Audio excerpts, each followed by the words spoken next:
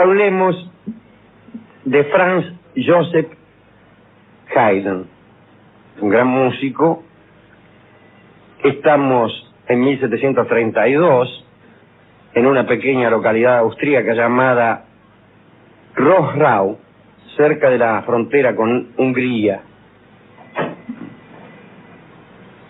El pequeño Haydn no parecía tener un futuro muy prometedor, porque su padre era un humilde carretero. Llévame, carretero, ¿dónde está mi amor? Llévame que me muero de pena y dolor. Un carretero que se llamaba Matías. La madre de Haydn, de Franz, Anna, hacía los trabajos del hogar, naturalmente, y eran muchísimos porque tenía 12 hijos. Haydn era el segundo, y hay que decir que la familia muchas veces pasaba hambre. Había una fenomenal misiadura en la región, y no era una excepción el hogar de los Haydn, del carretero. Pero el carretero tenía una magnífica voz de tenor y tocaba el arpa. Esos son carreteros. Me gustan los carreteros que tienen una magnífica voz de tenor y tocan el arpa. Algún día hablaremos del fenómeno que solía ocurrir en otras épocas respecto al interés de las clases menos pudientes por el arte. Es más complejo de lo que parece, pero bueno, hablaremos otro día. El caso es que el carretero, el padre de Haydn, tocaba el arpa y cantaba. La madre también cantaba más o menos bien. Y parece que en la casa se la pasaban cantando algunas melodías, a falta de morfi, cantaban y mantenían ocupada la boca. Un día estaban cantando los dos, y el chico tenía apenas 5 años, el pequeño Haydn, y se metió en una canción que estaban los padres estaban cantando, ¿no? Agarró un pedazo de madera y una varilla a modo de violín y empezó a marcar los compases con tal precisión que quedaron todos estupefactos. No solo eso, y aquí viene lo que a mí me parece más asombroso, agregó una tercera voz de tiple, maravillosamente nítida y en perfecta armonía con las restantes. Casi me parece increíble.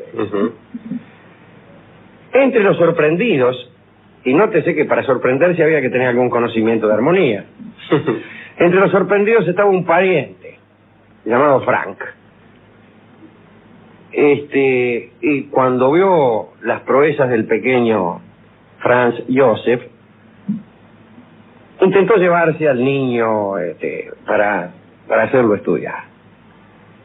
Y nadie puso ningún reparo, ni los padres, ni el pequeño Joseph, ni lloró ni pataleó este niño, porque parece que además, acá entre nosotros, la disciplina de aquella casa era terrible.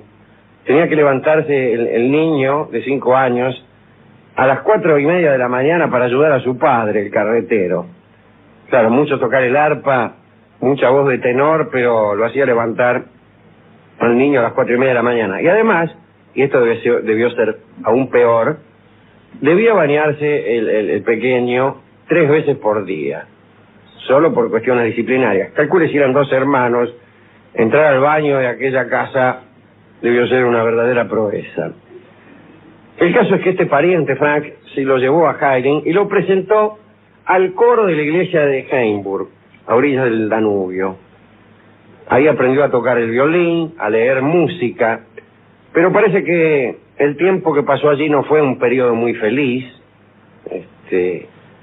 porque lo fajaban y la comida era espantosa. Le enseñaban un poco de música, pero solamente para establecer una separación entre viaba y viaba. Un día el maestro de capilla de la catedral de San Esteban de Viena, que es la más importante del Austria, llamado Reuter, llegó hasta Heimburg para dirigir el coro en el que estaba Haydn. Y parece que la voz de Joseph lo dejó pasmado y le impresionó tanto que arregló para que pudiera entrar en el coro de la catedral de San Esteban, que era el más importante de todos. Haydn tenía 8 años. Parece que en aquel coro dedicaban 16 o 18 horas diarias al estudio. fue Haydn, que a los 13 años escribió una misa. No sabía nada de contrapunto y no le fue bien con esa misa. Todos se burlaron de él, dijeron, está mal. Al grito de está mal, todo el coro de la Catedral de San Esteban se burló del pobre Haydn. Como no tenía dinero para pagar un profesor, además de las clases que daban en la catedral, no sé cuándo iba a estudiar además con el profesor, Haydn empezó a cantar en los salones de la nobleza y después comía las obras de banquetes de la nobleza, cantaba y después le dejaban comer las obras. Extraordinario, es un lindo contrato, Y el señor Joseph Franz Haydn, en adelante llamado el cantor, recibirá como pago permiso para comer las obras del banquete. Pero, dice, así pudo ahorrar lo que le correspondía para alimentarse y compró los libros de contrapunto que necesitaba y aprendió solo contrapunto. Años más tarde se tuvo que ir de la Catedral de Viena. Lo echaron porque parece que mientras todo el coro cantaba una misa le cortó el pelo y la sotana al tipo que estaba delante con una tijera que llevaba siempre para jorobar, ¿no? Y parece que Haydn lo hizo porque se había dado cuenta que ya estaba cambiando la voz y que entonces tenía poco futuro en aquel coro. Así es que resolvió divertirse con el tipo de adelante. Terminó en la calle sin un peso, sin pertenencia alguna, dormía en los pasillos. Según sus palabras, durante el invierno vienés la respiración se congelaba en la capa. Al poco tiempo consiguió asilo gracias a un pobre peluquero llamado Keller, que lo había escuchado en el coro. El peluquero le ofreció vivir en una buhardilla de su casa, a cambio de tocar y cantar pequeñas serenatas en la peluquería. O sea que el tipo le dio cama a cambio de amenizar las tardes de la peluquería. Así que usted llegaba a esa peluquería y ¿quién estaba tocando y cantando? Haydn. Esas son peluquerías. Sí. No es la peluquería que va uno, que ponen esa música que hecha por máquinas, para máquinas. Haydn cantaba. Entonces llegaba y claro, era un poco ingrato el trabajo, ¿no? Porque a veces te hacían callar, cállese, dice que estamos discutiendo con el peluquero acá de Fóbal. Bien. También estudiaba en aquel entonces las obras de Carl Philipp Emanuel, uno de los hijos de Bach, en un piano, un clave, no en un piano, un clave destruido que Keller le había comprado. El peluquero además tenía una hija que estaba buenísima, con razón se quedaba, porque ese laburar, cantar en una peluquería. ¿Dónde estás cantando? En una peluquería. Poco creíble. Sí. La chica estaba buenísima, se llamaba Teresa, y Haydn se enamoró perdidamente de Teresa. Pero la muchacha se hizo monja. No tenemos suerte, laburamos, cantamos en una peluquería nada más que por la cama, cantamos en las reuniones de la nobleza nada más que por las migas. Sí. Nos enamoramos de una mina y se hace monja. ¡Ey! Mi comentario filosófico es este. ¡Ey! Venimos ligando. ¡Ey, loco! Bueno, por suerte pudo olvidarla pronto. Entonces no estaría tan enamorado, dirá una vieja por ahí. En la misma buhardilla, lo cual es una mala noticia, la que viene ahora es una mala noticia, vivía el poeta italiano Pietro Metastasio. Así que no solo vivía en una buhardilla, sino que la compartía. Y con un poeta italiano. Sin embargo, ahora viene una buena noticia. El poeta italiano tenía una hija llamada Mariana que también vivía en la misma buhardilla de la peluquería, que era, perdóneme que le diga, pero era un relajo aquello. Un peluquero que tenía 3 tipos en la buhardilla, uno de los cuales cantaba para alegrar a los clientes que se venían a afeitar. En fin. Muchos pelos juntos. Sí.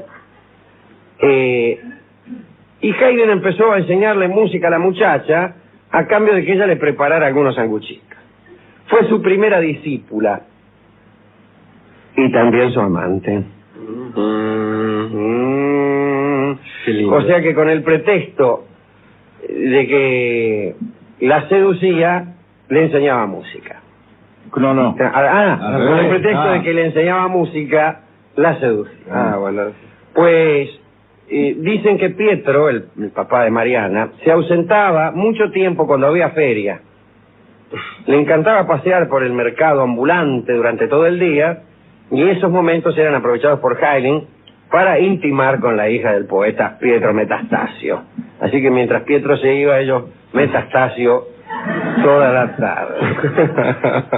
Dicen también que ella le enseñaba a Haydn palabras groseras en italiano, y que al músico le entusiasmaba tanto que las decía a cada instante. Las canciones a cinco coliches. No, palabras groseras seguramente para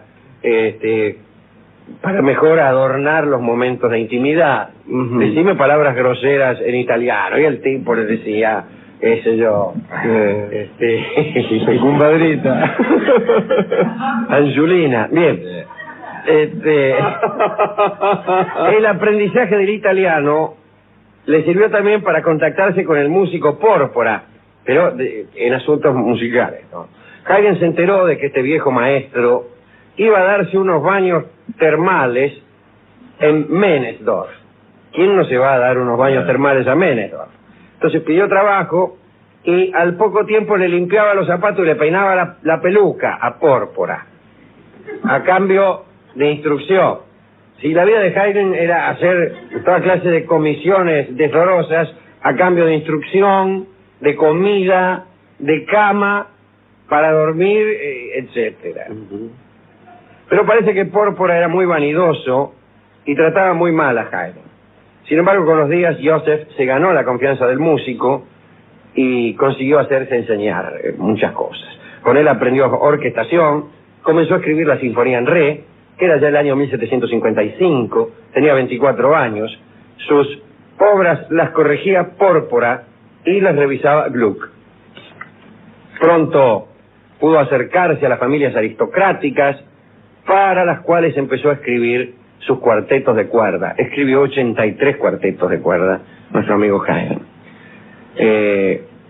Paul Anton de Esterházy, la familia más pudiente de Austria y también de Hungría, ¿no?, lo contrató. Sus obligaciones incluían dirigir la orquesta, preparar el coro, componer música cuando se lo reclamasen y cuidar de los instrumentos y de la biblioteca musical. Que no querés que te teja un pullover. Su aspecto era ya el de un noble y era curioso verlo componer a Haydn. Se cuenta que no podía hacerlo sin estar bien vestido y peinado. ¡Qué grande! Eso está bien, ¿eh? ¡Qué grande! El tipo... Y está bien, del mismo modo que está bien vestirse para ir al cine. Y que sea peinarse un poquito, ir al cine, porque esto le da una solemnidad. Y ciertas solemnidades a veces son necesarias. Bueno, se ponía anillos, unos anillos que le regalaba el noble Esterházy, escribía sus obras en un papel finísimo y además escribía con tanta pulcritud que si aparecía un dedo marcado o la tinta corrida, empezaba a gritar, a dar golpes, rompía todo y empezaba otra vez. Y empezaba otra vez sin reparar en las ideas anteriores. Repito, no es que empezaba otra vez y escribía de nuevo lo que había escrito, no. Empezaba otra vez y era otra cosa ya. No. Bueno, vamos a hacerlo de nuevo. Lo hacemos de nuevo, pero es otro.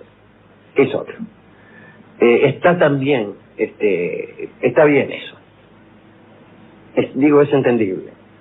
Es entendible. Uno, cuando el artista siente que por algún pequeño accidente tiene que repetir lo que, por ejemplo, lo que ha improvisado, lo que ha creado, no lo que ha compuesto ya, porque bueno, es obvio que Mi Noche Triste la vas a tocar siempre más o menos igual.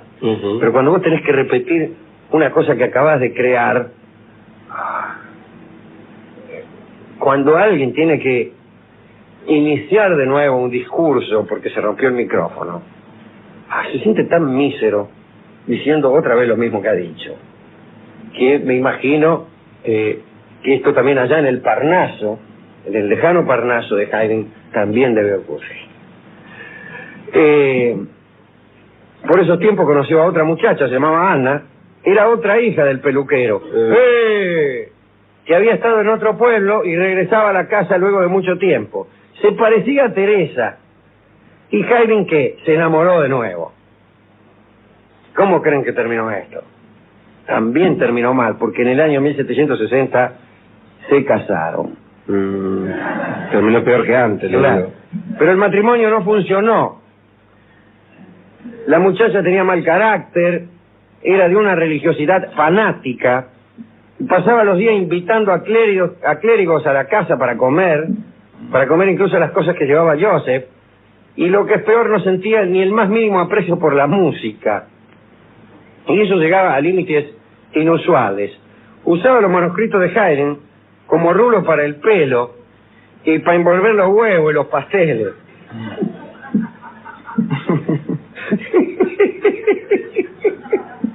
¡Qué basura! Sí, ¿no viste algo que escribí por acá? ¿No viste la sinfonía en re que la puse acá? No, fíjate los huevos. sí. Yo te estoy hablando bien, dijo Haydn. La fama de Haydn empezó a extenderse por toda Europa. Qué gracia que me causa esta forma de escribir, ¿no? La fama de Haydn empezó a extenderse por toda Europa. Uno ve la fama que se extiende como una mancha. Como si una... Los pseudópodos. De todos modos, hay algo de cierto. La fama está bien, la metáfora está bien. La fama se extiende, pero ya es un lugar común. Fue invitado a la corte napolitana y a Inglaterra, y lo recibió Jorge III, amigo de este programa, que estaba de lo más entusiasmado con la llegada del músico, y ya lo hemos contado, hablando de Jorge III. Dicen las crónicas que pensando que estaba en soledad, se lo veía tararear al rey las melodías de Haydn y dar brincos sobre su cama tan exagerados que tuvieron que cambiarle varias veces la cama porque las rompía. Bailaba músicas de Haydn, paraba arriba de la cama y las rompía. En Inglaterra, Haydn se enamoró de la cantante Billington, una diva que se había hecho retratar por el pintor Reynolds, y el pintor parece que la había pintado mirando al cielo, como escuchando un coro de ángeles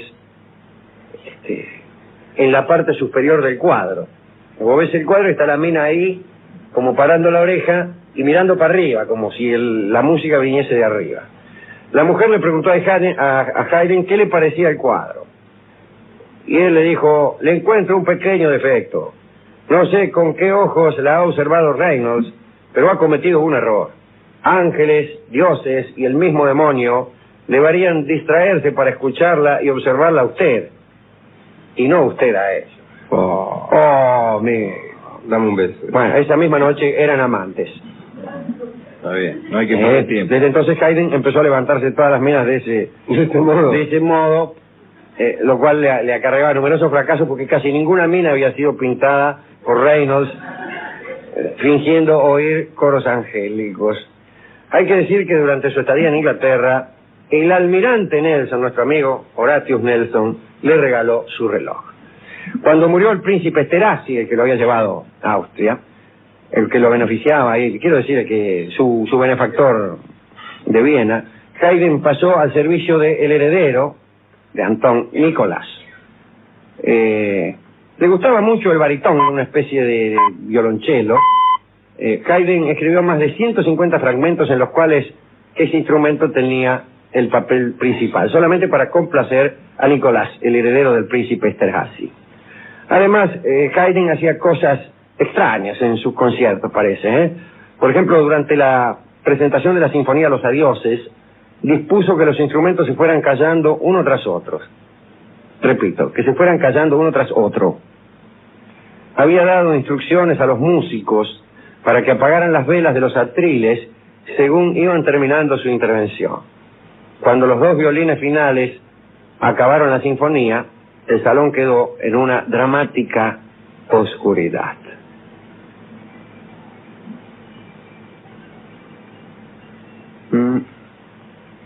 Sí, si era un salón está bien. Si era un teatro, no. Las luces de los teatros empezaron a apagarse, salvo las del escenario, mucho tiempo después. En esta época, los teatros tenían todas las luces prendidas, incluso la de la gente.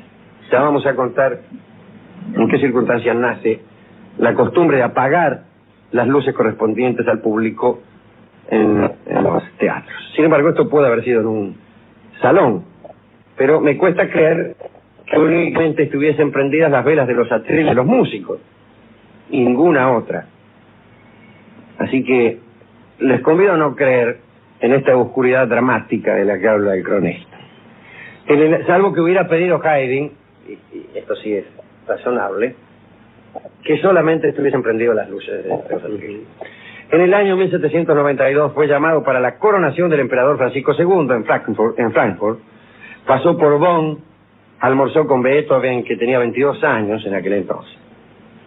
A los 60 años de edad, Haydn pidió su jubilación al nuevo príncipe Esterhazy y se fue a vivir en una casa del barrio de Kumpendorf. Fue entonces cuando escribió sus dos obras más sublimes, La creación y Las estaciones.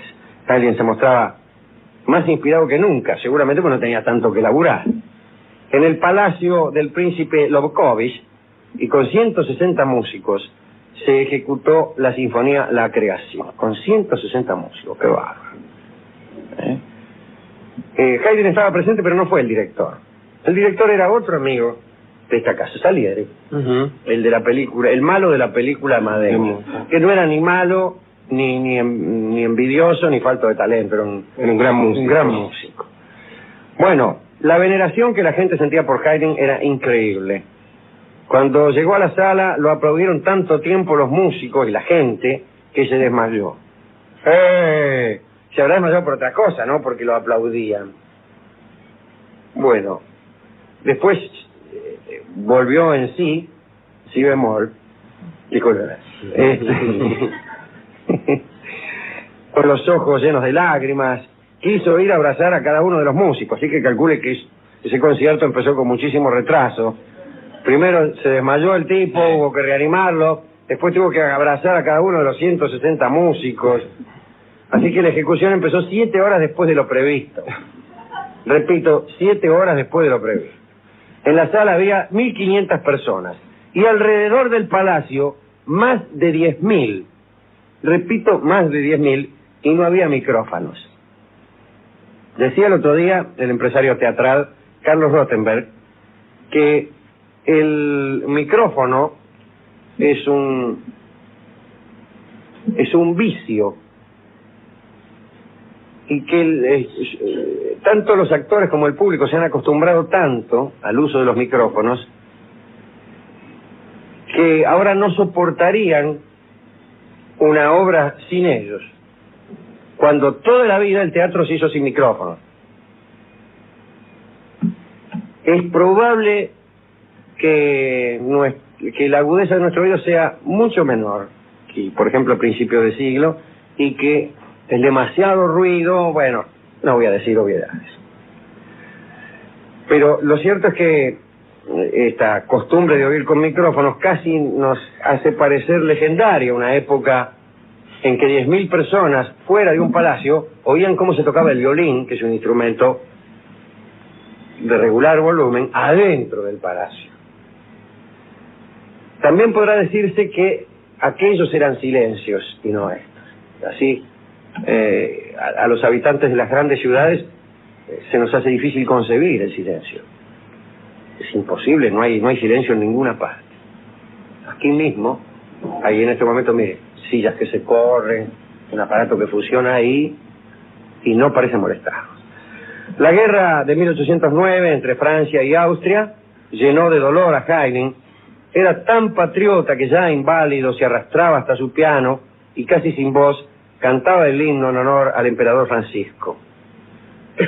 Murió el 31 de mayo de ese año a la edad de 77.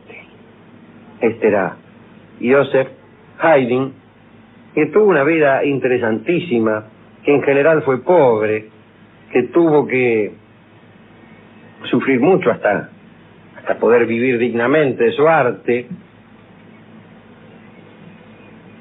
y que me resulta muy simpático. No se dice acá qué pasó con el pobre viejo Matías, el carretero, que tenía una magnífica voz de tenor. Pero bueno, esta es una biografía que sacamos nosotros los cuadernos Histonio, ahí donde aparece Haydn. Parecen todos iguales en los cuadernos históricos, son esos cuadernos de música en cuyas páginas no pentagramadas vienen sucintas biografías de músicos célebres. ¿A quién dedicar esta biografía? Sino al titular de la misma, o sea, Franz Joseph Haydn, pero también a las dos minas que tuvo, que casualmente eran hermanas, a las hermanitas Keller, las hijas del peluquero, y también al peluquero Keller, que tenía por costumbre agasajar a sus clientes con un niato que tocaba un poco el violín y cantaba, mientras que él los pelaba.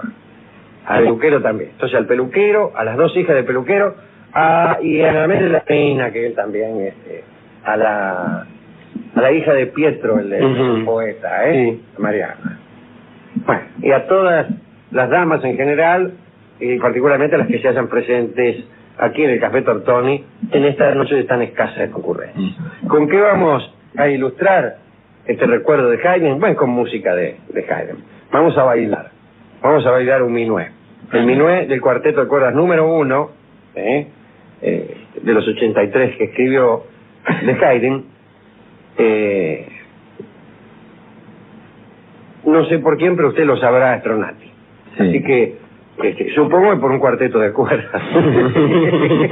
Exactamente, mire. Adelante. Después lo anunciado el minué del cuarteto de cuerdas número 1 en si bemol mayor de Haydn por el cuarteto de Caspar da Salo. Vamos a hablar de la cabeza de Joseph Haydn. Es un tema un poquitito macabro. Y empecemos diciendo que a partir del siglo XVIII, con las teorías del anatomista alemán Franz Gall, se formularon algunas hipótesis, supuestamente científicas, para explicar el delito. La ciencia de Gall consistía en relacionar la actividad cerebral con la forma del cráneo. Te tanteaban el marote y de acuerdo a la forma que tenías, te decían qué probabilidad tenías de ser un ladrón o no. Gall creía que del examen del cráneo podía extraerse información sobre las características psíquicas del individuo. Y esta ciencia se llamó frenología. Y así todas las cabezas se convirtieron más que nunca en piezas de investigación. Pero no solo las cabezas de los criminales para ver si habían cometido algún delito.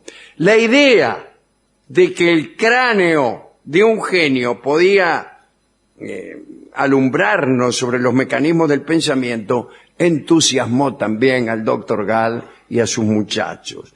Entonces los anatomistas, los fisiólogos, los filósofos, para dar con la solución a los asuntos de criminología y también para ver si alguno era un genio, le revisaban el valero. Incluso cuando se moría algún criminal, se hacían con la cabeza del criminal muerto para estudiarla. Lo mismo empezó el tráfico de los melones de los hombres sobresalientes. Todo esto con la intención de develar los secretos de la genialidad. Así, con el cuerpo del músico Joseph Haydn, sucedió lo siguiente. Haydn murió el 31 de mayo de 1809. A pesar de su enorme popularidad, no se hizo ningún acto funerario.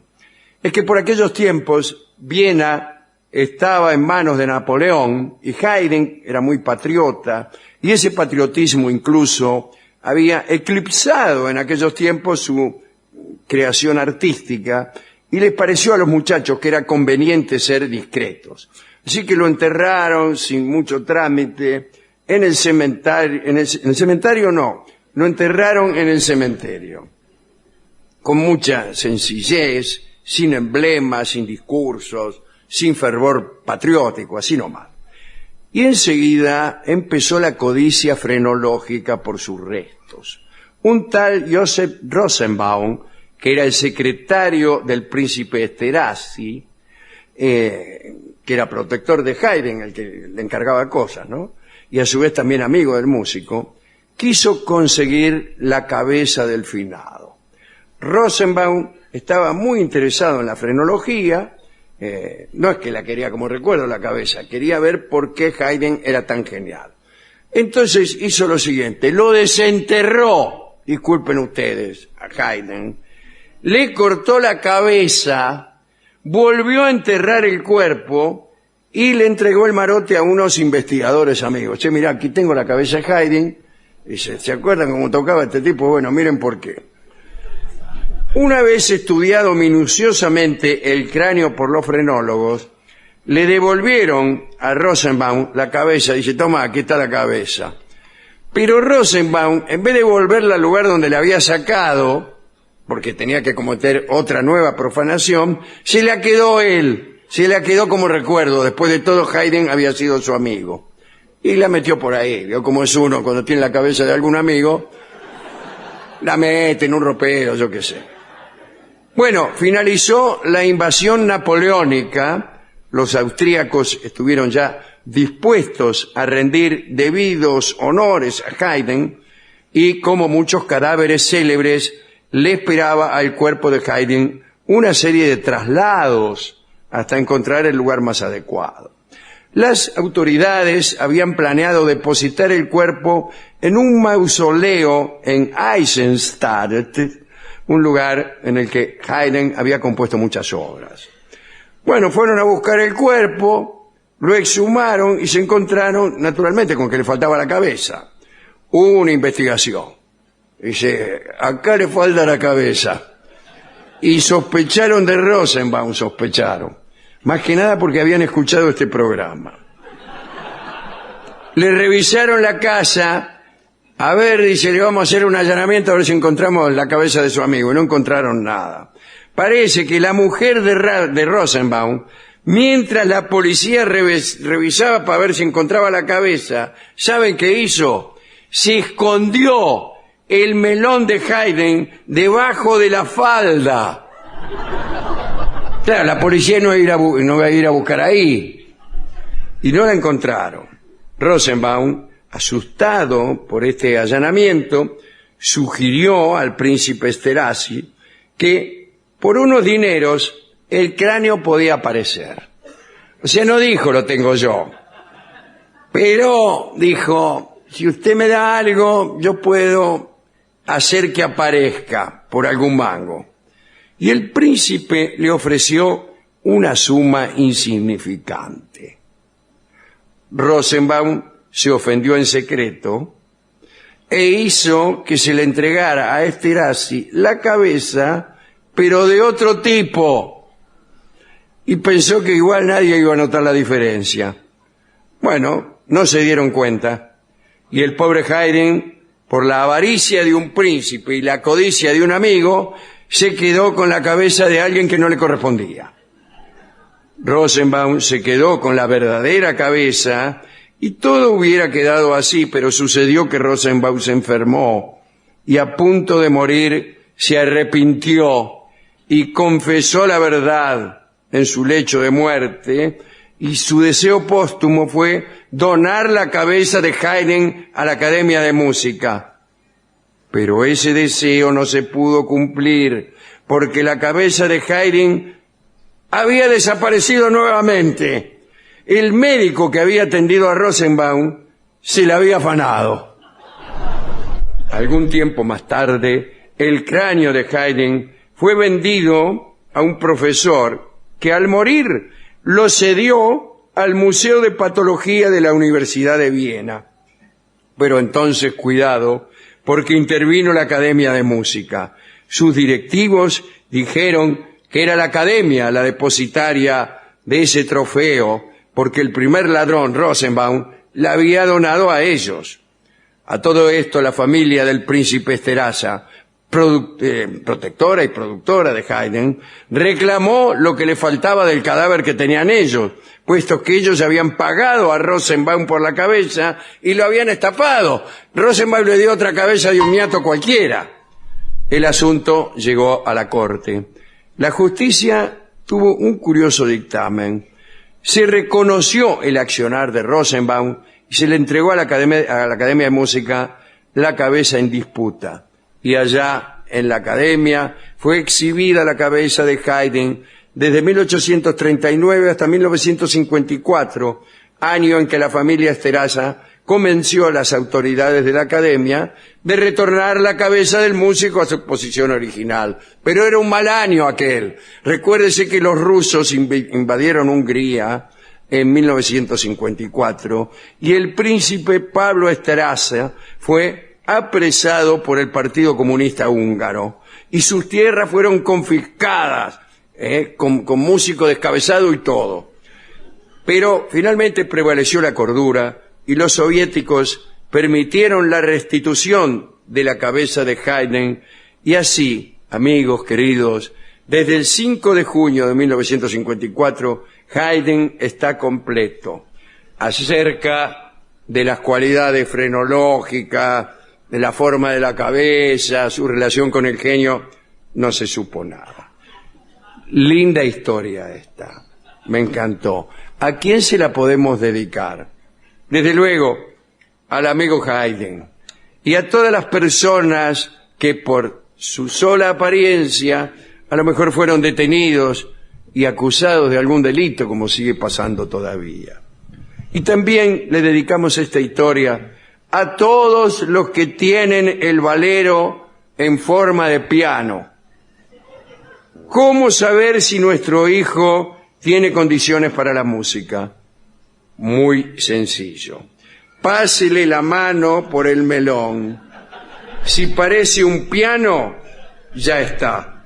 Su hijo será indefectiblemente el hombre del piano.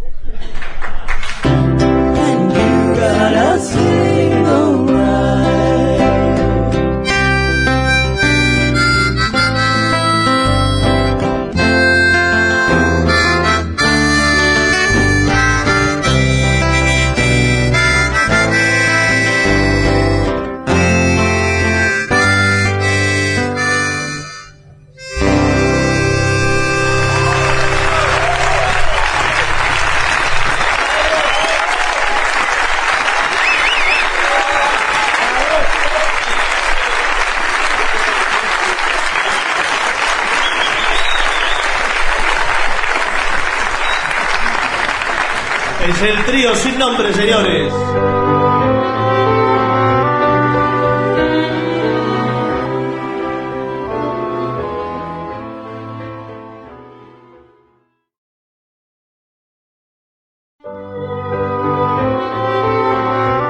A ver si sale esta charla.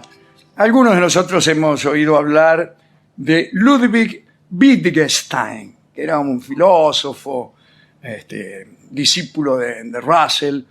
Famosamente los estudiantes lo conocen porque escribió un librito que se llama Tractatus Logico-Philosophicum, que es es un tratado acerca de una serie de cosas. Básicamente, Ludwig Wittgenstein, decía que la realidad es aquello que se puede describir con el lenguaje. Quiere decir que los límites de mi lenguaje son los límites de mi mundo. Este muchacho,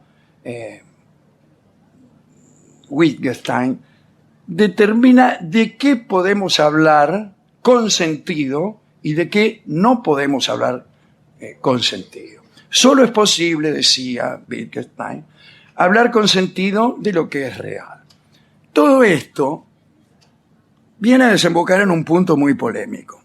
Él decía que las proposiciones filosóficas eran proposiciones sin sentido, que hablar de filosofía no tenía sentido, que únicamente la ciencia decía cosas con sentido, mientras que la filosofía estaba en el límite de aquellas cosas y pretendía hablar acerca de las reglas lógicas que se utilizaban para decir cosas con sentido. Pues bien, Wittgenstein decía, estas elucubraciones acerca de las reglas lógicas que se siguen para decir cosas con sentido, no tiene sentido. Y ese es el lenguaje filosófico. Esas son, él le llamaba pseudoproblemas. Bueno, de nada de eso vamos a hablar.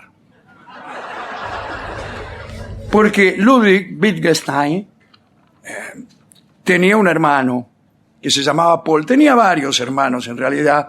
Provenía de una familia muy adinerada.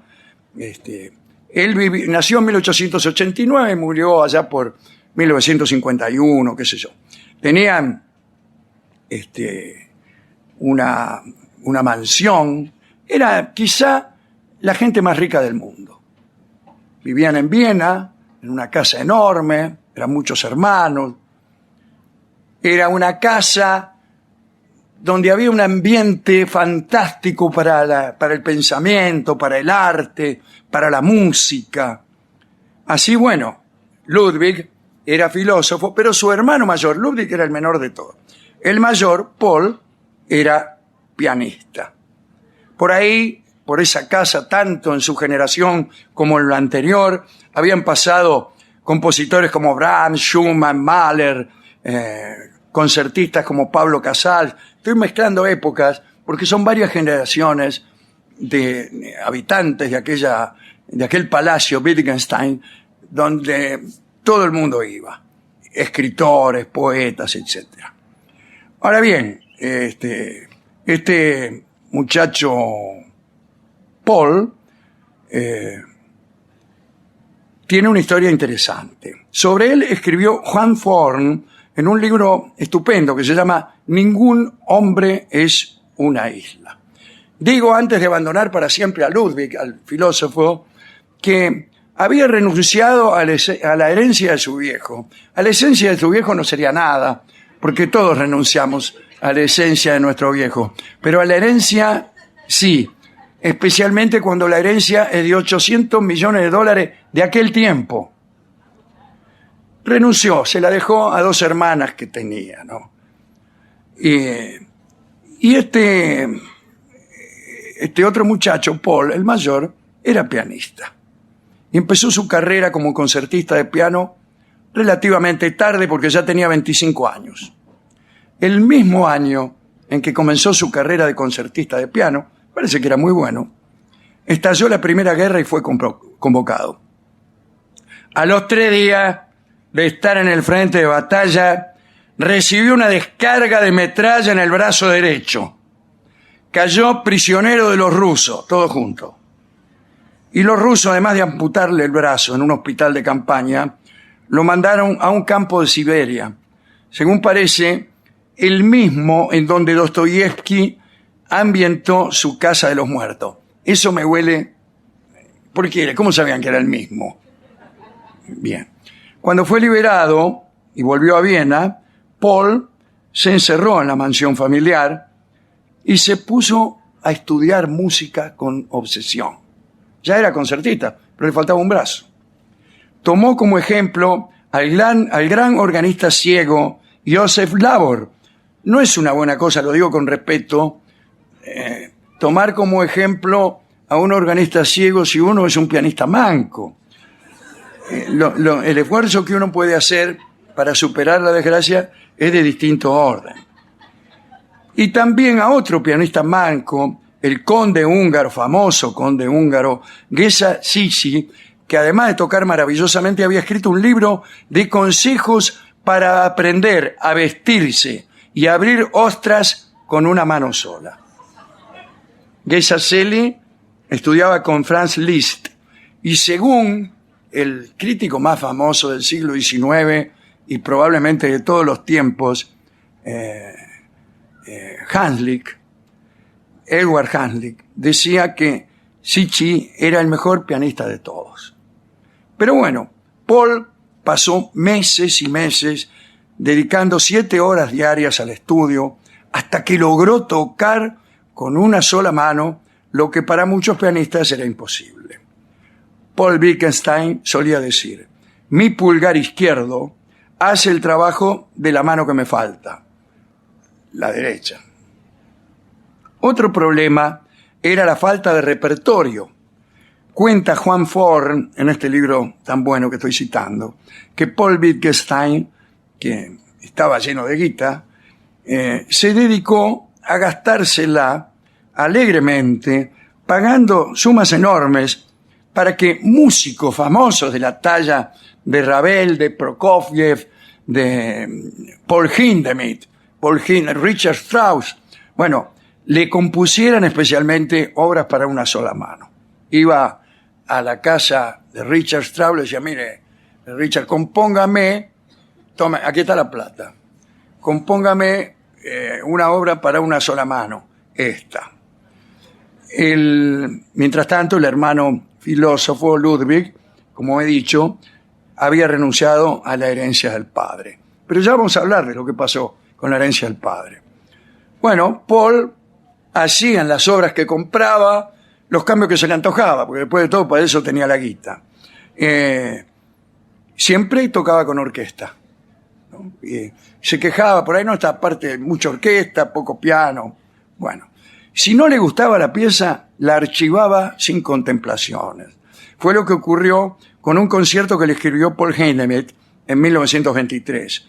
El concierto fue descubierto en un desván de Long Island 80 años más tarde. Paul también guardó un concierto que le había encargado a Prokofiev. Cuentan que mucho después el pianista Siegfried Rapp, que había perdido el brazo también él, pero en la Segunda Guerra, logró en 1956 que la viuda de Prokofiev le consiguiera una copia de la partitura y tocó el concierto en público. Paul Wittgenstein se enfureció, le hizo juicio al otro pianista manco y se lo ganó. Debió ser una escena digna de verse. Al mismo Richard Strauss le devolvió una pieza argumentando que no era suficientemente brillante, y Strauss tuvo que escribir otra de nuevo para conformarlo. Para Richard, Wagner; para Strauss, Johann. A Ravel lo hizo viajar a Viena y le pidió explícitamente una obra que al público le sonara tan completa y cristalina como una pieza compuesta para dos manos. Y nació una obra que es clásica y se conoce hoy como Concierto para la mano izquierda. Se estrenó en la Sala Pleyel de París con Paul Wittgenstein al piano y Ravel, Maurice Ravel, al frente de la orquesta. Era 1933. Según los críticos, Ravel estaba mucho más nervioso que Paul cuando saludaron antes de tocar. Era difícil decir si las audiencias que aplaudían a Paul veían a un gran concertista, a un prodigio que hacía lo que hacía con semejante dificultad física. Suele ocurrir. Los miembros de su familia decían cosas horribles. Una de las hermanas, Herminia, escribió: oírlo tocar es una tortura que me deja sumida en la más oprimente tristeza. Firmado, la hermana. La esposa de Paul se llamaba Hilde. Era medio ciega. Había sido alumna suya, alumna de él. Paul tuvo 3 hijos con ella. El primero, concebido la misma tarde en que Hilde tomó su primera clase, cuando ella tenía 18 años y él 47. Vamos a la primera clase, dijo Paul, y se la dio. Pero llegaron los nazis. Paul fue acusado de degeneración racial. Eran protestantes los Wittgenstein, pero de ascendencia judía. Hacía ya un par de generaciones que se habían convertido al protestantismo. Pero llegaron los nazis, que protestantes ni protestantes. Lo acusaron, dejó Austria de apuro en 1938. Se fue a Estados Unidos. Y fíjense lo que pasó con la familia. Los Wittgenstein se habían convertido, como he dicho, al cristianismo hacía varias generaciones, pero eran de origen judío. Luego del ascenso al partido nazi y de la anexión de Austria, Paul le dijo a los hermanos que se rajaran, que se vinieran, pero no. Fueron encerrados y el gobierno nazi les dijo, bueno, los dejamos seguir aquí viviendo y no les hacemos nada, pero si nos dan toda la guita que tienen y todas sus propiedades. Y aquello alcanzaba, en aquel tiempo, a 6.000 millones de dólares, lo cual debe haber sido la fortuna más grande privada del mundo. Con aquella entrega se les permitió a los hermanos seguir viviendo allí, pero se calcula que esta donación fue el factor principal que permitió financiar todas las defensas alemanas durante los primeros 3 años de la guerra. Las performances pianísticas de Paul empeoraron con el paso de los años, hasta que dejó de presentarse en vivo. Aunque en su exilio norteamericano nunca logró que le permitieran enseñar en el conservatorio, tuvo alumnos particulares hasta su muerte, muchos de ellos becados por él mismo. Se instaló en Long Island con sus hijos y con Hilde. En realidad, en Long Island vivían Hilde y los hijos, y él vivía en Manhattan en un departamento y los visitaba cada tanto. Cuando la primera vez que fue a Nueva York,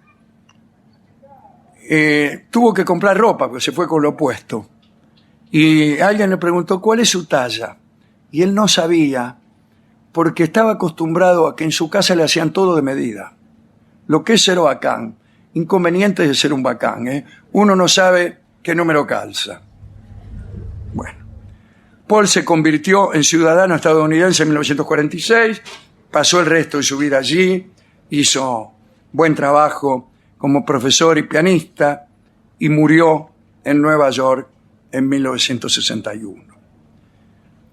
Contaré una brevísima anécdota como anexo y como final.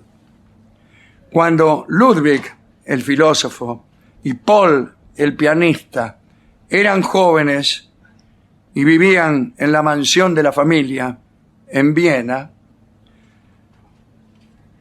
un día Paul interrumpió sus ejercicios de piano para golpear la pared que daba a la habitación vecina, donde Ludwig escribía en silencio, y le dijo: ¿cómo pretendes que toque el piano con tu escepticismo colándose por debajo de la puerta? No era Mario Mactas, era Paul Wittgenstein, el músico, el que no se rendía, el hombre del piano. 1, 2, 3, 1, 2.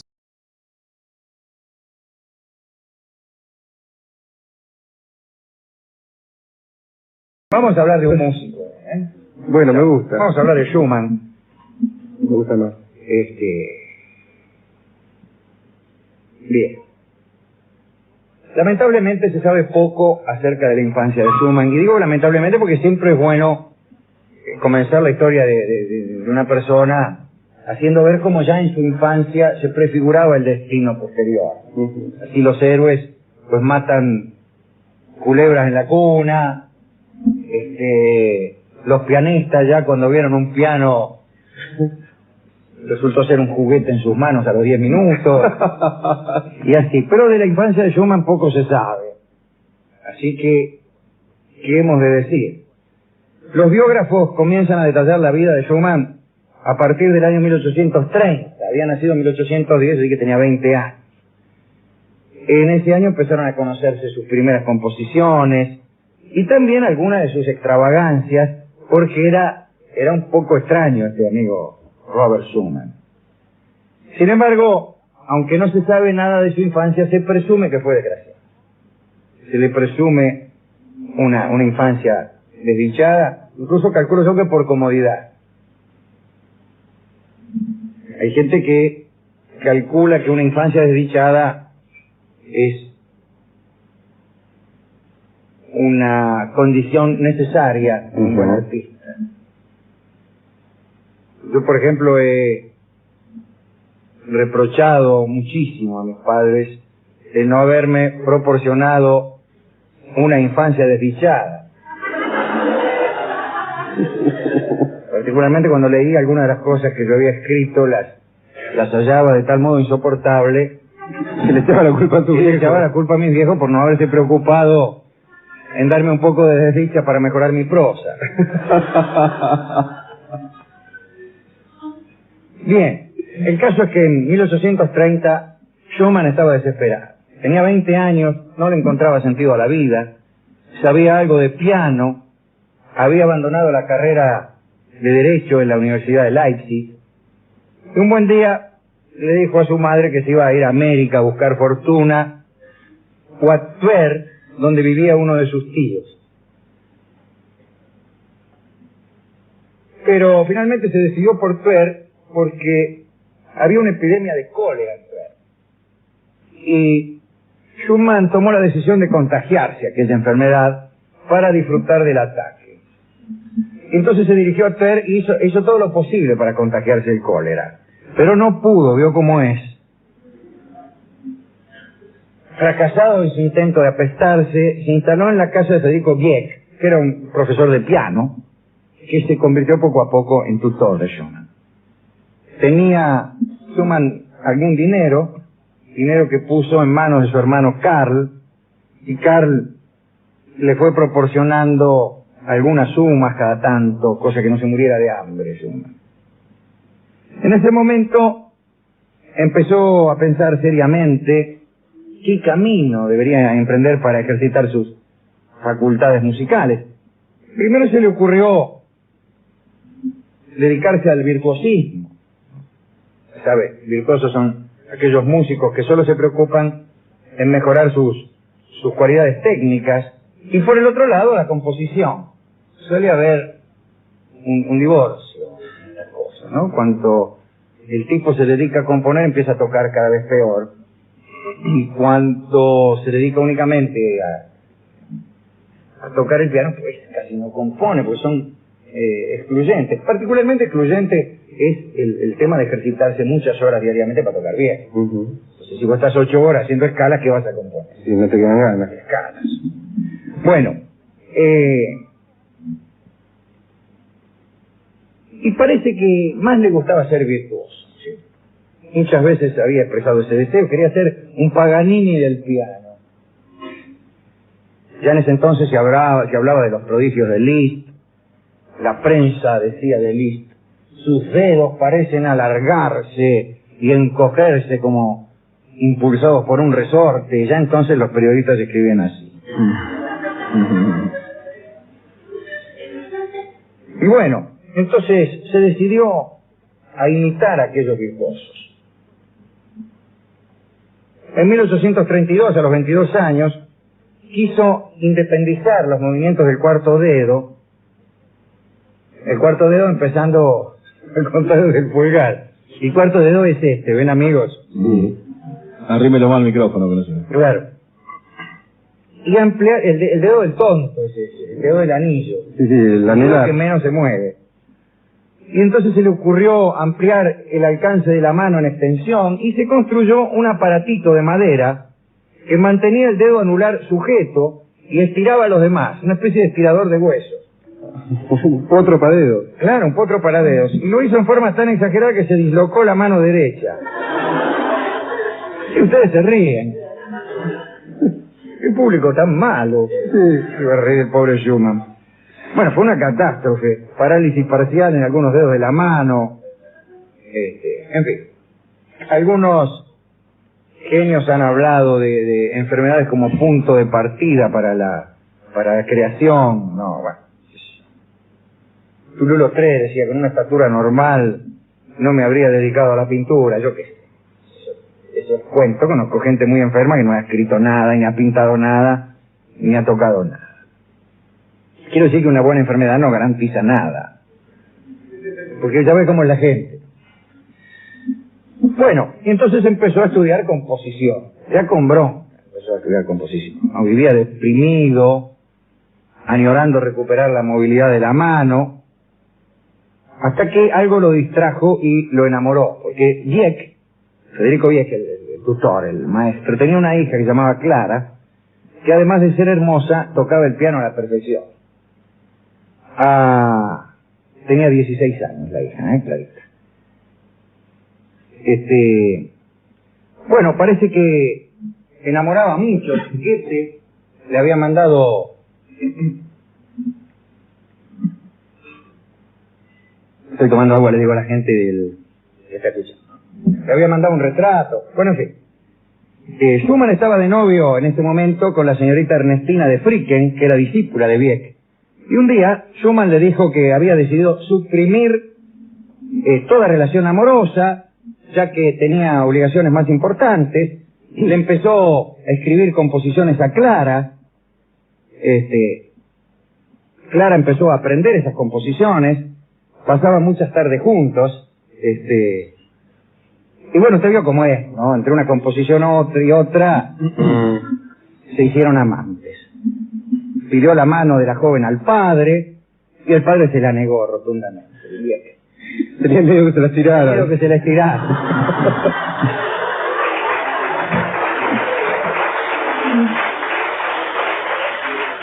No, decía usted, ¿quién lo conoce? Claro, en fin.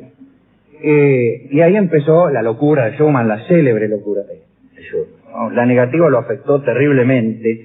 Pasaba toda la noche tocando el piano, hasta el punto que los vecinos se quejaban. Se conserva una carta de un vecino que decía así, una señora: verdad es que ser desdeñado en amor o luchar con un padre recalcitrante es una cosa lamentable, mas no hay derecho a interrumpir el sueño a los demás. Dios les socorra, decía la señora. ¿No? Usted sabe cómo son de incomprensivas las señoras de la vecindad. Pagar las expensas. Sí, pagar las expensas con un gran fiesta, secretario. Se fue a Praga entonces, solo. Componía, veía cosas fúnebres, ataúdes. Así nace la fantasía fúnebre, en fin. Pero empezó a recibir cartas de Clara, en las cuales ella le decía que estaba luchando con el escobato para conseguir la boda. Finalmente, parece que agarró viaje. Bien. Aceptó que la hija se casara con Schumann. Primero hubo un juicio, porque el maestro lo había acusado a Schumann de loco y de borracho. Y Schumann, en un rato de lucidez, lo había convencido de que estaba equivocado. Así que el viejo los dejó casar, se casaron en 1840, Clara y Robert. Estaba tan contento que aquel año fue el más fecundo en la vida de Schumann, ¿no? Dice, me dan ganas de destrozar el piano, escribió, porque resulta estrecho para mis ideas. Compuso, bueno, sinfonías si bemol, obras para 4 manos, y escribió para canto, que era, como saben ustedes, lo que más le gustaba. Escribió casi 300 lieder, ¿no? Bueno. Cuando comenzó a escribir su obra maestra, el Fausto, debió interrumpir su trabajo porque empezó a poner fulero, padecía amnesia, cansancio, insomnios, circulación defectuosa. Empezó a delirar, se le había puesto que iba a morir accidentalmente, entonces se mudó a una casa de un solo piso porque tenía terror a las alturas. Alejó todo elemento cortante que pudiera herirlo, no había cuchillo en la casa de Schumann. Se transformó en un ser intratable, exigía en la casa un silencio irracional, no había quietud que lo conformara al tipo. Un día, una amiga de Schumann llamada Zuccamaglio le anunció que lo iría a visitar y Schumann le respondió por escrito: tendré mucho gusto en recibirla, pero le prevengo que no diré ni una palabra. No hablo casi nada, solamente un poco por la noche, sobre todo al piano. Parece que Wagner no lo aguantaba por ese motivo. El día que lo conoció Wagner, Schumann comenzó a hablar de música, de poesía, de filosofía, y el tipo nada. Schumann ni una palabra. Y finalmente le dijo en la cara: usted habla sin tomar aliento, sin los silencios necesarios. Todo lo que le dijo Schumann a Wagner. Bueno, escribió una ópera acerca de la leyenda de Santa Genoveva en 1848 que no le gustó al público, pero compuso mucho. Se murió Mendelssohn en ese año, y Schumann lo admiraba muchísimo a Mendelssohn, y lo afectó mucho la muerte de este músico, y parece que se soñaba que Mendelssohn le dictaba música desde el otro mundo.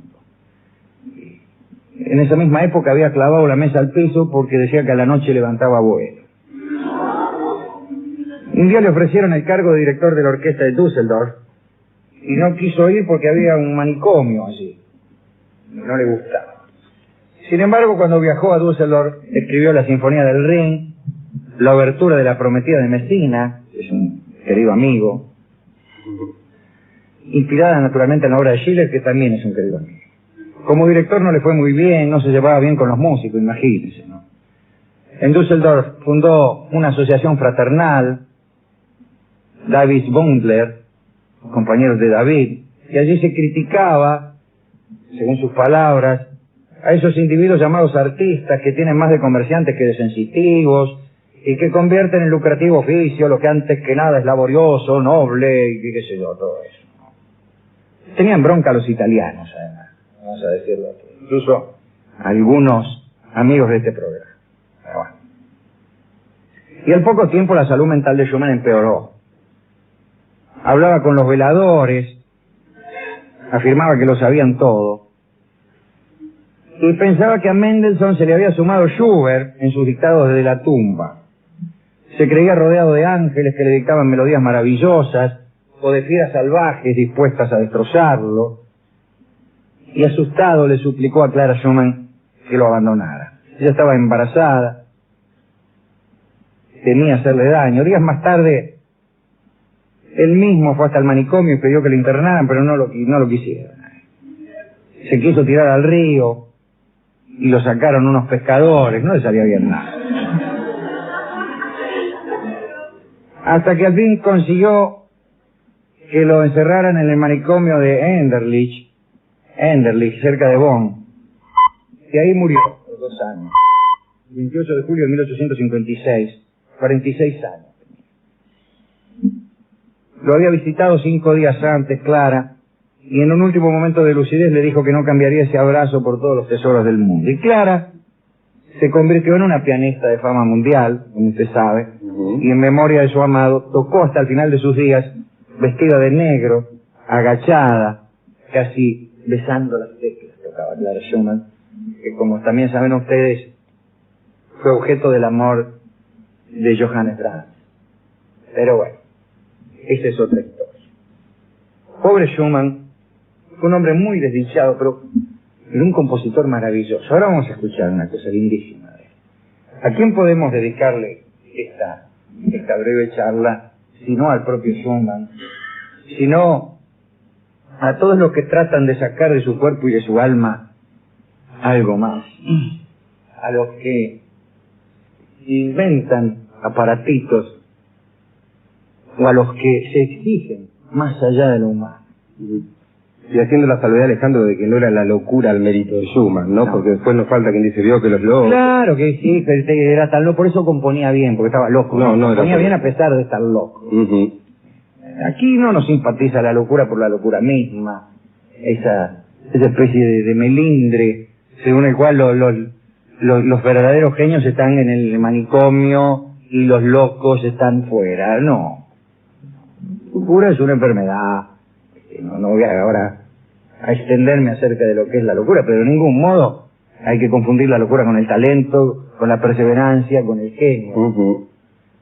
A mí me gusta encontrarme con estas historias de personas que lucharon hasta el borde mismo de lo razonable por encontrar la excelencia, en una época en donde parece que la excelencia no importa a nadie, en una época en que las obras artísticas vienen ya con su aprobación incorporada. El sistema perverso de los medios de comunicación hace innecesaria la aprobación del público.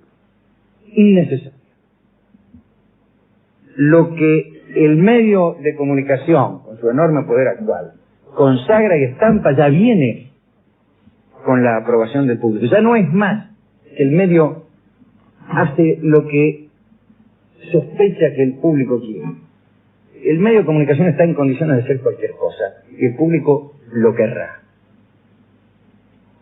Poco cuesta darse cuenta de que contando con ese enorme poder hará cosas que le resulten fáciles, baratas y ecuménicas en el peor de los sentidos. Bien, dedicaremos entonces a los que a pesar de todo esto hacen esfuerzos por la excelencia nuestra charla acerca del pobre Schumann. Y también a Clara, pobre, estuvo arrastrando la helada al pobre Brahms, que era muy tímido, vamos a decirlo también, y no se atrevió ni ella ni él, parece. Vamos a escuchar En sueño. Estuve hace algunas semanas, justamente, quizá un poco más, tratando de recordar cómo se llamaba esto que vamos a escuchar ahora, que es En sueño. En homenaje a todos los que quieren llegar más allá de su mano, a todos los que quieren abarcar más allá del poder de su alma. Adelante, doña Silvia Capova. Hablaremos hoy de Richard Wagner. No soy como otras personas, decía. Necesito brillo y belleza y luz. El mundo me debe lo que necesito. No puedo vivir con la miserable pitanza de un organista, como vuestro maestro Bach. Esto lo escribió Wagner. No tenía ningún empacho en dirigirse de este modo a un joven a quien había conocido y sin conocerlo apenas le había pedido dinero. Este muchacho era Robert von Horstein, rehusó dar a Wagner el dinero que le había pedido, ¿no? Y Wagner se sorprendió. ¿Cómo era posible que una nulidad tal rehusara subsidiar a un hombre como él? Entonces le envió una nota a Horstein, desechándolo definitivamente. Y le escribió: probablemente nunca se repetirá que un hombre como yo acuda a usted. Tan desmesurado era el ego de Wagner que no es exagerado sugerir que en el fondo de su alma se creía un dios. Pero tampoco es exagerado decir que en el fondo de su genio había algo divino. Él creía que había sido enviado a la tierra por fuerzas misteriosas y que lo que escribía eran sagradas escrituras, no solamente en la música, sino en la prosa. Los escritos sacros, que son escritos sobre diferentes temas, formarían 10 grandes volúmenes de prosa y 20 volúmenes más de correspondencia. Todo eso escribía Wagner. Además, consecuente con esta idea de su propia divinidad, edificó la ópera de Bayreuth, que es un templo. Allí mismo se celebraban sus obras y se lo veneraba y expulsaba de allí a todos los que no aceptaban su divinidad. Wagner nació en Leipzig el 22 de mayo de 1813. Nosotros somos muy wagnerianos y muy admiradores de su genio, pero esta es una nota donde contamos sus proezas de vivillo. ¿Cómo conseguía guita? Era, además de un genio, un piola bárbaro. Algunos indicios sugieren que su verdadero padre fue un actor llamado Ludwig Geyal. Es posible que nunca se conozca el verdadero origen de Geyal. Algunos decían que era judío, etc. Sea como fuere, el padre legal de Wagner falleció cuando él tenía 6 meses y la madre después se casó con Geyal al año siguiente. La familia se trasladó a Dresde y ahí Richard fue a la escuela. Estuvo siempre rodeado de actores, músicos, artistas, pero no demostró aptitudes especiales en ningún sentido. A los 15 años, cuando escuchó la 9ª Sinfonía de Beethoven y también la ópera Fidelio, decidió que sería compositor.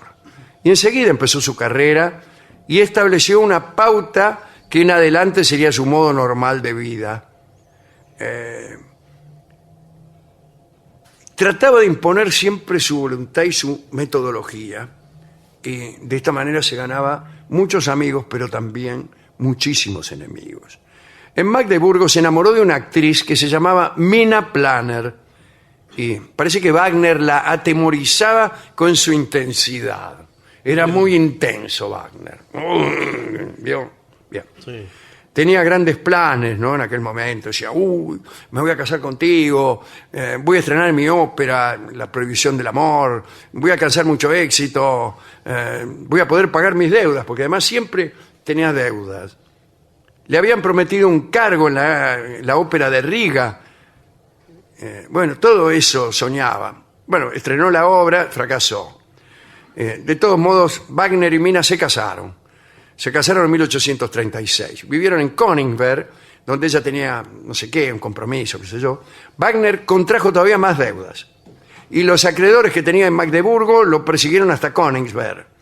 Mina no pudo soportar esa situación y lo abandonó. Y regresó a la casa de los viejos, en Dresde. Pero Wagner consiguió al final el cargo de director en Riga. Viajó a Riga en 1837 y Mina se reunió con él. Pero en Riga pasó lo mismo que en otros lugares. Contrajo más deudas. Mangueaba guita por todas partes. Se enrodó también en problemas políticos, porque estimulado por el derrumbe de la monarquía francesa e influido por teorías anarquistas de Bakunin, bueno, Wagner se puso al lado de los revolucionarios durante el levantamiento de Dresde. Bueno, a lo mejor deseaba una conmoción social que eliminase el capitalismo y de ese modo se anularan de manera automática sus enormes deudas. El caso es que pronunció discursos exigiendo la eliminación del dinero y de la realeza. En 1849, sofocado ya el movimiento de Dresde, Wagner huyó a Weimar en busca de su amigo Liszt, que era uno de los pocos músicos que lo habían alentado. Bueno, después de una breve estadía en Weimar, se estableció en Zúrich, había ya escrito Lohengrin, Liszt dirigió el estreno mundial en Weimar, pero Wagner no estaba presente porque ya estaba armando nuevos proyectos. También la ópera aquella Rienzi, el holandés errante, Lohengrin, pero todavía no aparecía el Wagner que a todos vino a conmover. Durante 6 años se abstuvo de componer y se dedicó a desarrollar sus teorías artísticas y a escribir un gran libreto y a redactar un tratado tras otro. Escribió El arte y la revolución, La obra de arte del futuro, Judaísmo y música, Ópera y drama, Una comunicación a mis amigos, diferentes ensayos, muchos de ellos bastante absurdos. Entre tanto, también en Zúrich fue el periodo durante el cual sus óperas, las primeras, ¿no?, o de la primera época, recorrieron el continente europeo. Y fue reconocido su genio. Las óperas de Wagner, a partir de Rienzi, fueron el tema de los comentarios en Europa. Las de Verdi eran más populares, pero no entusiasmaban a la vanguardia. Cada vez que se presentaba una ópera de Wagner, suscitaba siempre interés, provocaba polémicas, siempre se hablaba de Wagner, a veces con admiración, a veces con burla, con elogio. Recuerdo en este momento un ensayo que escribió León Tolstoy, que se llama ¿Qué es el arte?, que es un ensayo para jorobarlo a Wagner. Y dice, es gracioso porque Tolstoy, casi para burlarse de Wagner, hace una definición de su música que es extraordinariamente veraz. Dice, imagínese que usted empiece a desarrollar una melodía y en un momento del desarrollo usted la abandona y se prende de otra melodía y sigue con esa y luego con otra y con otra.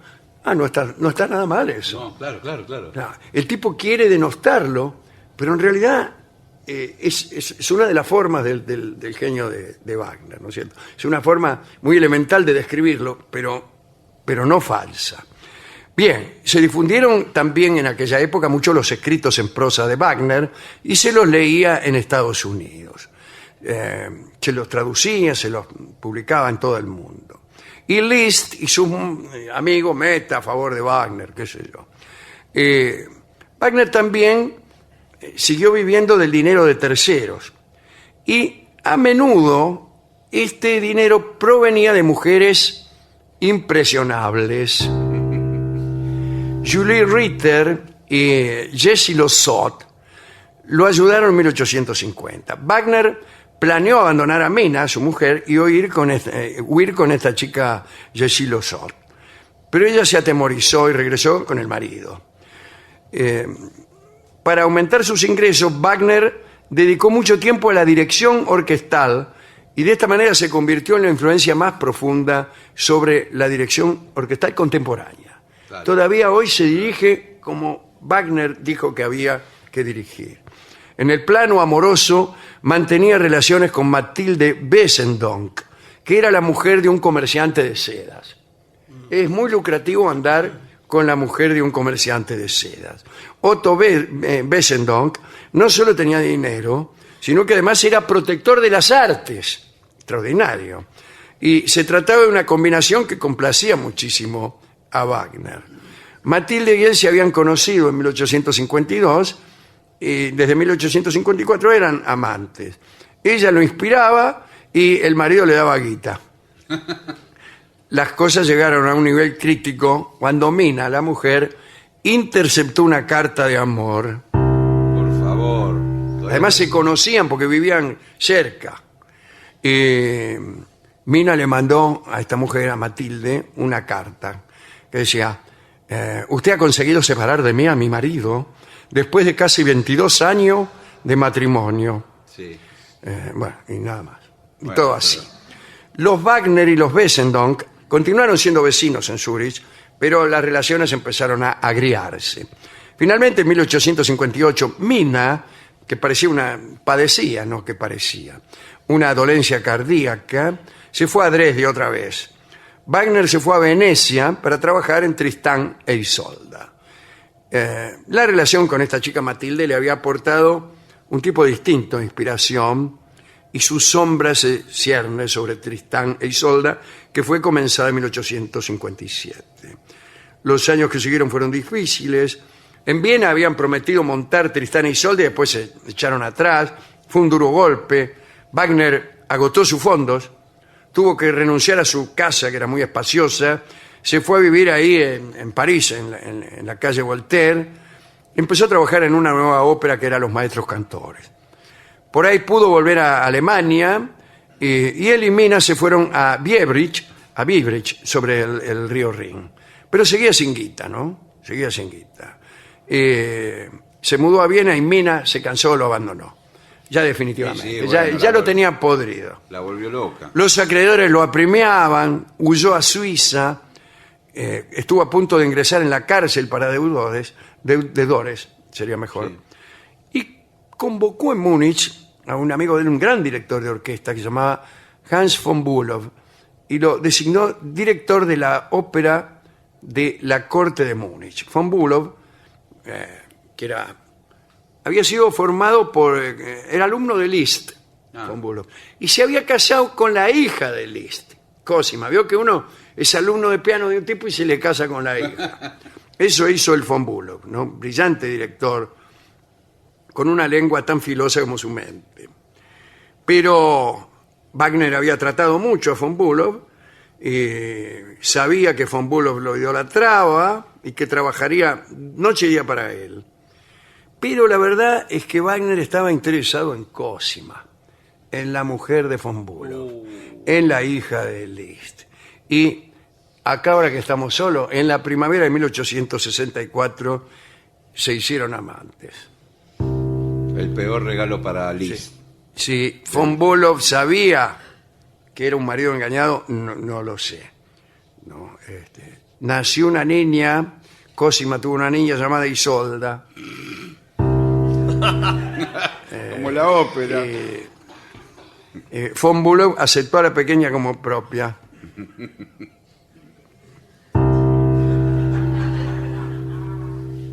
En busca de más guita, Wagner se fue a vivir a la corte de Luis II de Baviera, que era un rey que estaba un poco loco, y ahí sí contó con una provisión ilimitada de fondos y se dio todos los gustos. Incluso si hubiera demostrado un poco de tacto, podría haberse impuesto al rey y a la corte, pero era muy arrogante y se promovió un clamor público en relación con sus gastos, con su extravagancia, e incluso con su moral, porque todos conocían que andaba con Cosima. Bueno, se tuvo que rajar. El rey Luis le dijo, mire, rájese porque acá está fulero. Finalmente volvió a Ginebra, se fue a Ginebra. Ahí se enteró, murió Mina, siguió con Cosima. se fueron a vivir juntos ya directamente y ella le dio una segunda hija llamada Eva. Conoció en 1870 a Nietzsche, fue amigo de él, por ese mismo año construyó el teatro de Bayreuth, que es un pueblo chico y lo único que tiene grande es esa ópera tan extraordinaria con la orquesta escondida, ¿no? Una cosa muy rara. ¿Sigue funcionando, digamos? Sí, claro. Sí. Durante mucho tiempo contó con el apoyo de Nietzsche, que era el filósofo alemán más leído, y el proyecto de Bayreuth contó con mucha publicidad mundial. El dinero afluía lentamente, pero bueno. Volvió al rey Luis, y el rey Luis le adelantó guita suficiente como para terminar el proyecto y chao. Triunfó, se abrió paso, fue el compositor más famoso, su vida personal se volvió todavía más excéntrica, se hizo vegetariano, con eso le digo todo.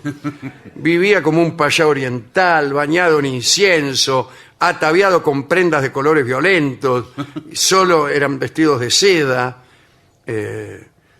Apareció su antisemitismo y sus reclamos estridentes en favor de la pureza racial, reclamos que rozaban la locura, ¿no?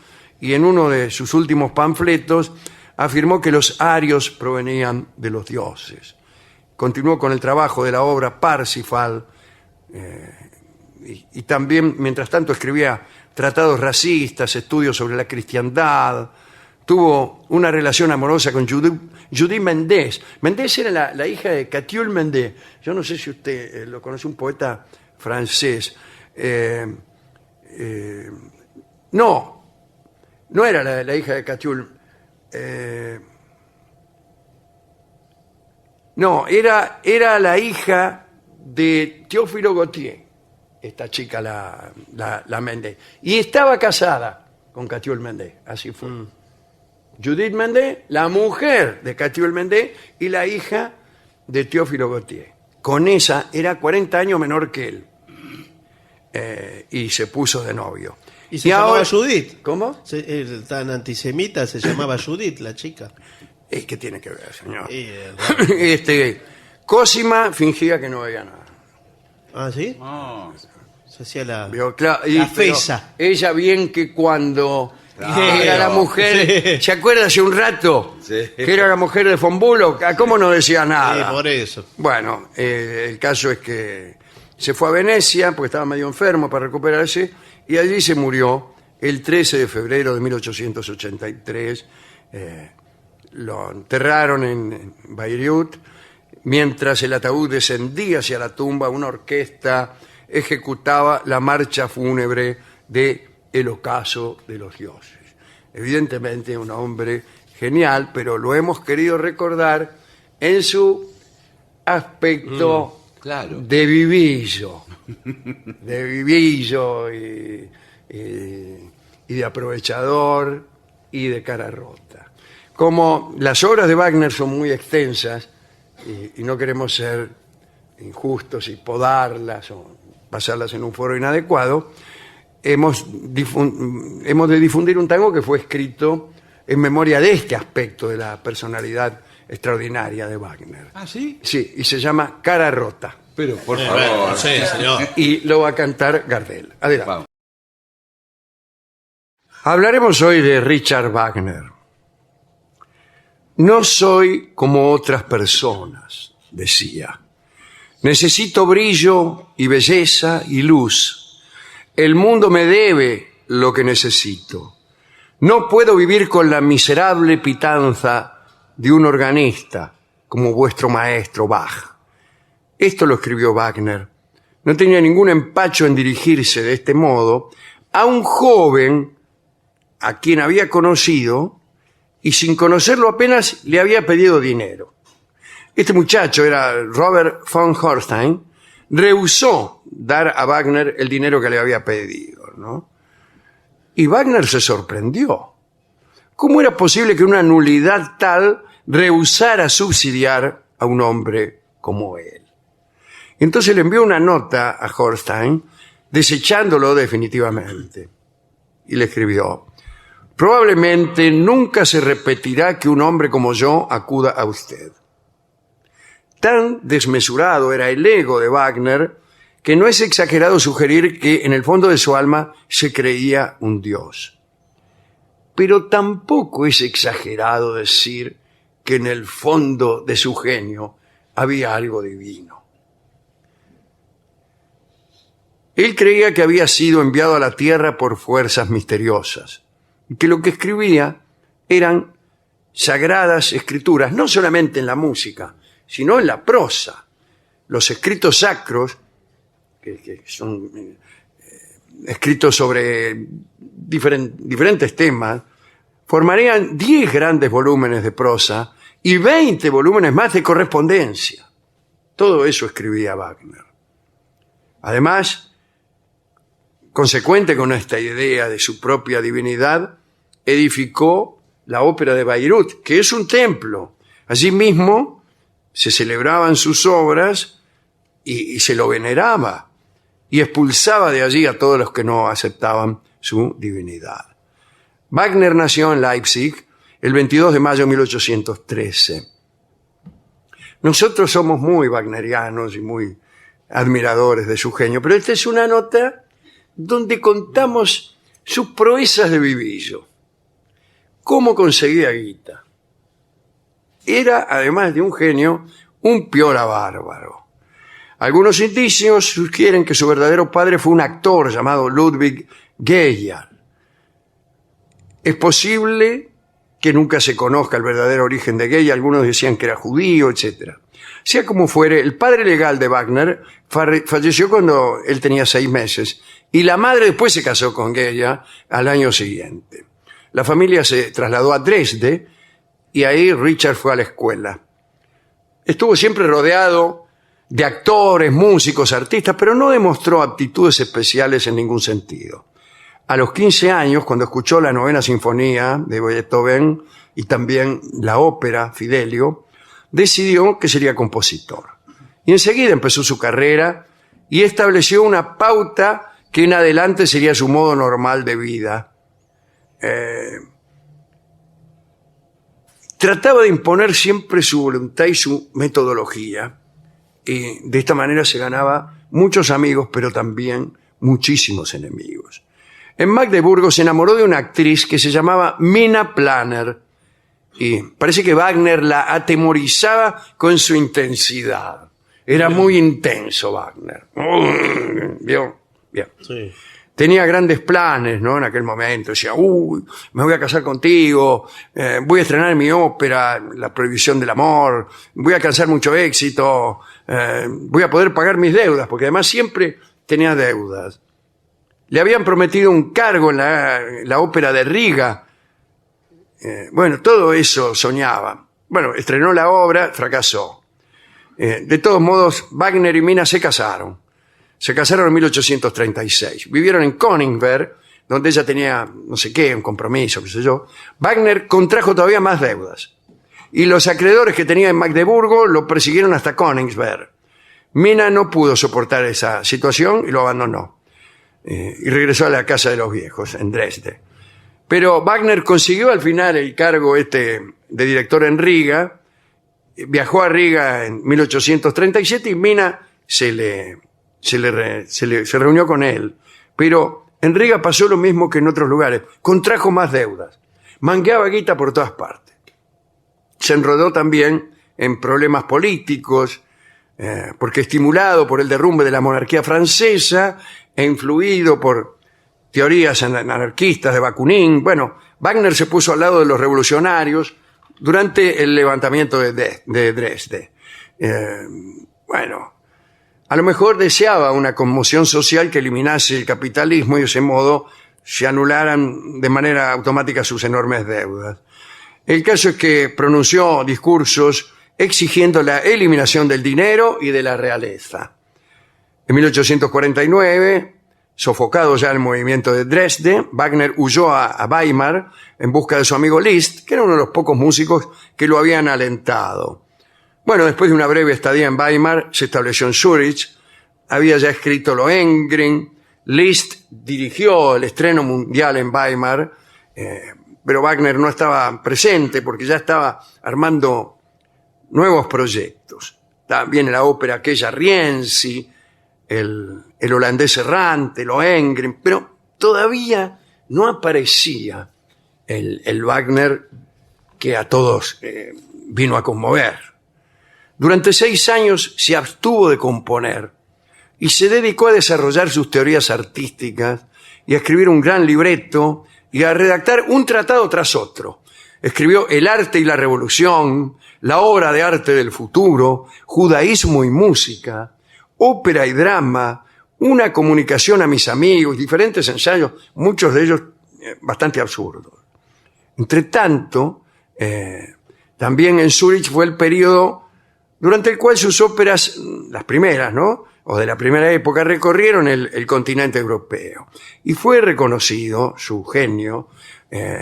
Las óperas de Wagner, a partir de Rienzi, fueron el tema de los comentarios en Europa. Las de Verdi eran más populares, pero no entusiasmaban a la vanguardia.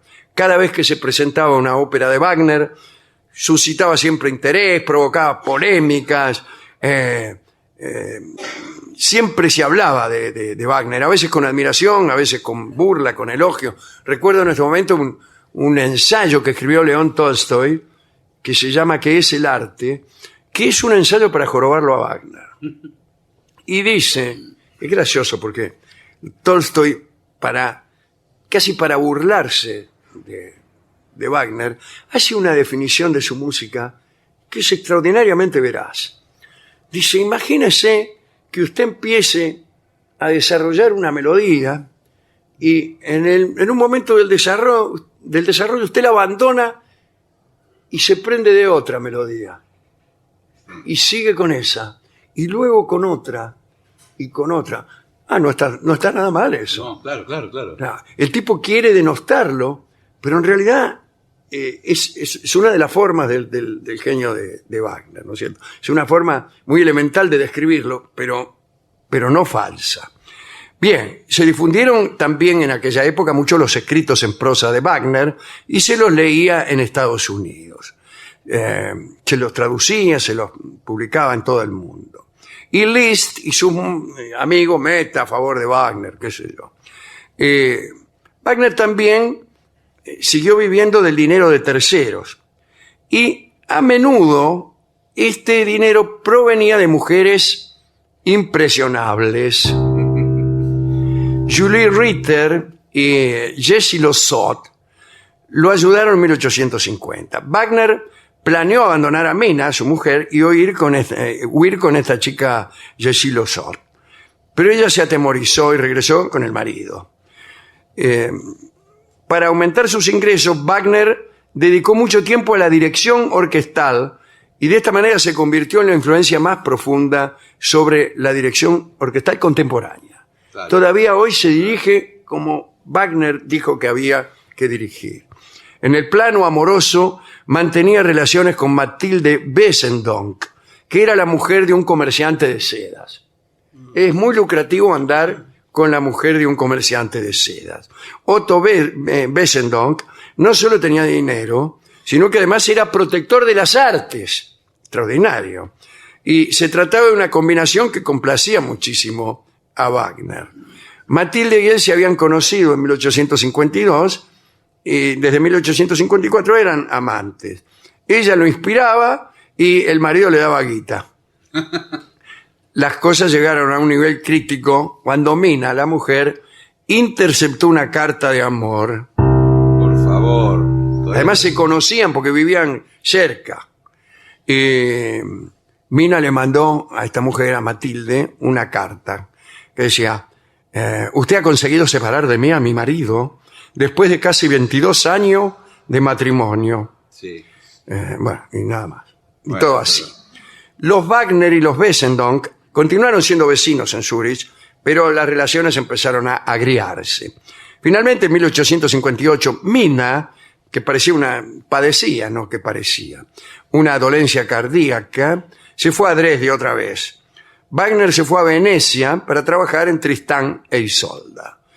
La relación con esta chica Matilde le había aportado un tipo distinto de inspiración y su sombra se cierne sobre Tristán e Isolda, que fue comenzada en 1857. Los años que siguieron fueron difíciles. En Viena habían prometido montar Tristán e Isolda y después se echaron atrás. Fue un duro golpe. Wagner agotó sus fondos, tuvo que renunciar a su casa, que era muy espaciosa, se fue a vivir ahí en París, en la calle Voltaire.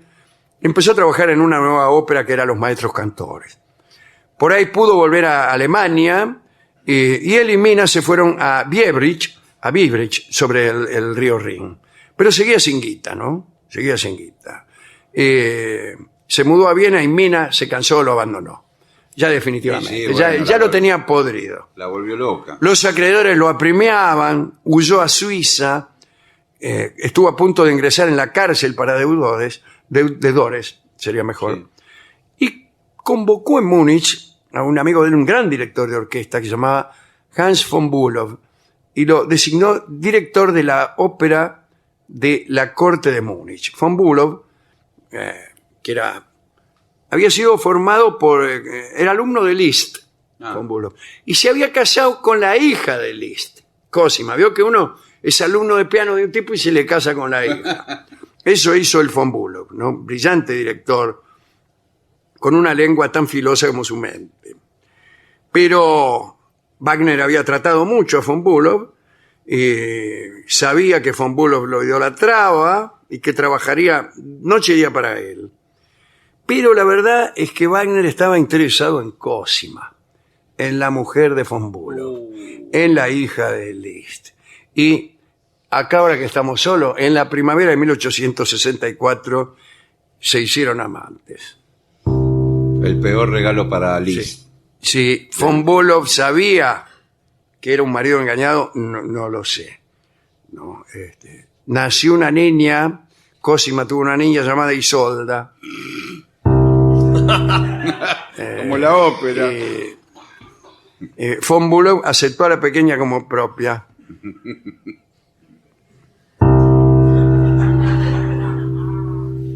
En busca de más guita, Wagner se fue a vivir a la corte de Luis II de Baviera, que era un rey que estaba un poco loco, y ahí sí contó con una provisión ilimitada de fondos y se dio todos los gustos. Incluso si hubiera demostrado un poco de tacto, podría haberse impuesto al rey y a la corte, pero era muy arrogante y se promovió un clamor público en relación con sus gastos, con su extravagancia e incluso con su moral, porque todos conocían que andaba con Cosima. Se tuvo que rajar. El rey Luis le dijo, mire, rájese porque acá está fulero. Finalmente volvió a Ginebra, se fue a Ginebra. Ahí se enteró, murió Mina, siguió con Cosima. Se fueron a vivir juntos ya directamente y ella le dio una segunda hija llamada Eva. Conoció en 1870 a Nietzsche, fue amigo de él. Por ese mismo año construyó el teatro de Bayreuth, que es un pueblo chico y lo único que tiene grande es esa ópera tan extraordinaria con la orquesta escondida, ¿no? Una cosa muy rara. ¿Sigue funcionando, digamos? Sí, claro. Sí. Durante mucho tiempo contó con el apoyo de Nietzsche, que era el filósofo alemán más leído, y el proyecto de Bayreuth contó con mucha publicidad mundial. El dinero fluía lentamente, pero bueno. Volvió al rey Luis y el rey Luis le adelantó guita suficiente como para terminar el proyecto y chao. Triunfó, se abrió paso, fue el compositor más famoso. Su vida personal se volvió todavía más excéntrica. Se hizo vegetariano, con eso le digo todo. Vivía como un payá oriental, bañado en incienso, ataviado con prendas de colores violentos, solo eran vestidos de seda. Apareció su antisemitismo y sus reclamos estridentes en favor de la pureza racial, reclamos que rozaban la locura, ¿no? Y en uno de sus últimos panfletos afirmó que los arios provenían de los dioses. Continuó con el trabajo de la obra Parsifal y también, mientras tanto, escribía tratados racistas, estudios sobre la cristiandad. Tuvo una relación amorosa con Judith Mendès. Mendès era la hija de Catiule Mendès. Yo no sé si usted lo conoce, un poeta francés. No era la hija de Catiule. No, era la hija de Théophile Gautier, esta chica, la Mendès. Y estaba casada con Catiule Mendès, así fue. Judith Mendès, la mujer de Catiule Mendès y la hija de Théophile Gautier. Con esa era 40 años menor que él. Y se puso de novio. ¿Y se llamaba Judith? ¿Cómo? Tan antisemita, se llamaba Judith, la chica. ¿Qué tiene que ver, señor? Cosima fingía que no veía nada. ¿Ah, sí? Se hacía la fesa. Ella bien que cuando era la mujer, sí. ¿Se acuerda hace un rato? Sí. Que era la mujer de von Bullock. ¿Cómo no decía nada? Sí, por eso. Bueno, el caso es que se fue a Venecia porque estaba medio enfermo para recuperarse y allí se murió el 13 de febrero de 1883. Lo enterraron en Bayreuth. Mientras el ataúd descendía hacia la tumba, una orquesta ejecutaba la marcha fúnebre de El ocaso de los dioses. Evidentemente un hombre genial, pero lo hemos querido recordar en su aspecto Claro. de vivillo. De vivillo y de aprovechador y de cara rota.